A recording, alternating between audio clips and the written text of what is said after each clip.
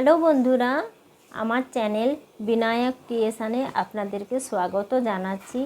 আশা করি আপনারা সকলে ভালো আছেন, আমিও ভালো আছি। আজকে আবার একটি নতুন ভিডিও নিয়ে হাজির হয়েছি। এখন আমি বলবো কোন অভিশাপের কারণে শিবের মাথায় মা গঙ্গা থাকেন, কেনই বা ভগবান কার্তিক সবসময় বালক রূপেই থাকেন। সনাতন ধর্মে আমরা দেবাদিদেব মহাদেব এবং মাতা পার্বতীর প্রেম কাহিনীর কথা সকলেই শুনেছি। আমরা সবসময় শুনে আসছি, আজও তাদের প্রেম কাহিনী তরুণ প্রজন্মের জন্য অনুপ্রেরণা। তাদের প্রেম কাহিনী ধৈর্যের কথা শেখায়, অপেক্ষার কথা শেখায়, তাদের ভালোবাসা সকলকে ভালোবাসতে শেখায়। কিন্তু প্রতিটি অমর প্রেমের মতো শিব পার্বতীর প্রেমেও রয়েছে বিচ্ছেদ, রয়েছে অভিশাপ। শুনলে অবাক হয়ে যাবেন, একবার দেবী পার্বতী তার স্বামী মহাদেবকে অভিশাপ দিয়েছিলেন। মহাদেবের সাথে তিনি সেইবার শিবভক্ত রাবণ, তার ছেলে কার্তিক এবং ভগবান শ্রীহরিকেও অভিশাপ দিয়েছিলেন। কি এমনই বা ঘটেছিল, কেনই বা মাতা পার্বতী নিজের স্বামীকে অভিশাপ দিয়েছিলেন? একবার দেবাদিদেব মহাদেব স্ত্রী পার্বতীর সাথে পাশা খেলায় অংশগ্রহণ করেছিলেন। এই খেলাতে দেখা যায় দেবী পার্বতী শুধু জিতছেন আর ভোলেনাথ রীতিমতো পার্বতীর কাছে হেরে যাচ্ছেন।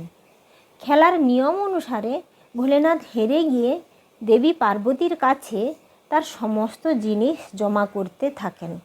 এইভাবে হেরে যাওয়ার পর ভোলেনাথ নিজের একটি অন্যরকম লীলা রচনা করলেন। তিনি তার পরিধেয় বস্ত্র ত্যাগ করে একটি পাতাকে বস্ত্রের মতো পরিধান করে গঙ্গার তীরে গিয়ে বসে রইলেন। তখন পার্বতীনন্দন কার্তিক গিয়ে মায়ের কাছে বাবার সমস্ত জিনিস ফেরত চাইলেন। এর কিছু সময় পর গণেশ এসে মাতা পার্বতীকে জানায় তিনি তার পিতার সাথে পাশা খেলেছিলেন, তাতে তিনি ভোলেনাথকে হারিয়ে দিয়েছিলেন। এই কথা শুনে মাতা বললেন গণেশের উচিত ছিল তার বাবাকে সঙ্গে করে নিয়ে আসা। মায়ের আদেশ শুনে বিনায়ক তখনই পিতার খোঁজে বেরিয়ে পড়লেন। এরপর হরিদ্বারে বিনায়ক পিতার খোঁজ পেলেন।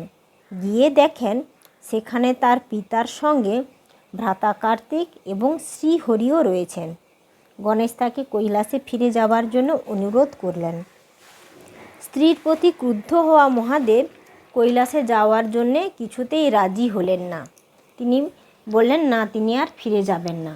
এই সময় ভোলেনাথের প্রিয় ভক্ত রাবণ গণেশের বাহন মূষককে বিড়ালের রূপ ধারণ করে ভয় দেখিয়ে দিলেন।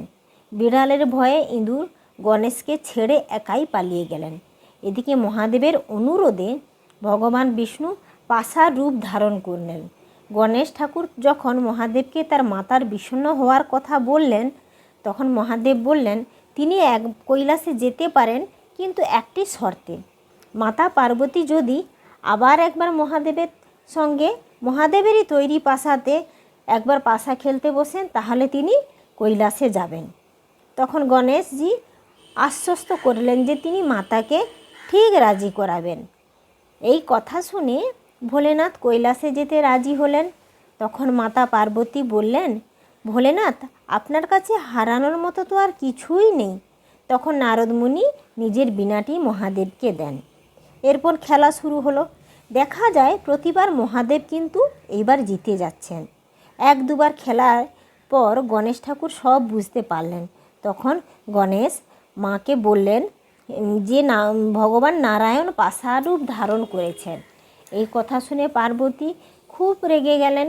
তখন রাবণ মাতাকে বোঝানোর অনেক চেষ্টা করলেন এবং তার রাগ ঠান্ডা করার চেষ্টা করেন, কিন্তু মাতা পার্বতীর ক্রোধ কিছুতেই শান্ত হয় না।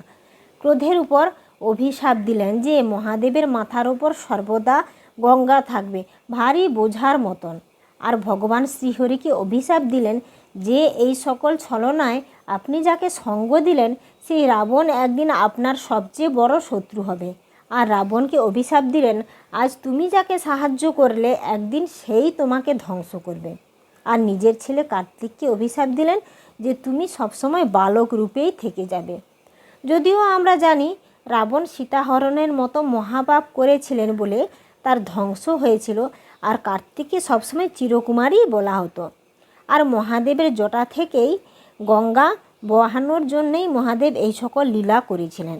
পার্বতীও সবটাই জানতেন। তিনি এটাই জানতেন মহাদেবকে অভিশাপ দেওয়া যায় না, এ সবটাই গৌরীর লীলা।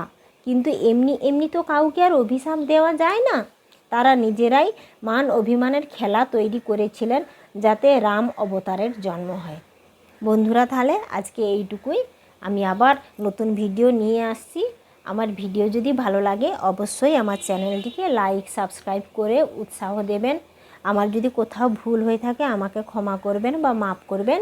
অবশ্যই পাশে থাকবেন, সাহস যোগাবেন, আরও যেন নতুন নতুন ভিডিও নিয়ে আপনাদের সামনে হাজির হতে পারি। ধন্যবাদ।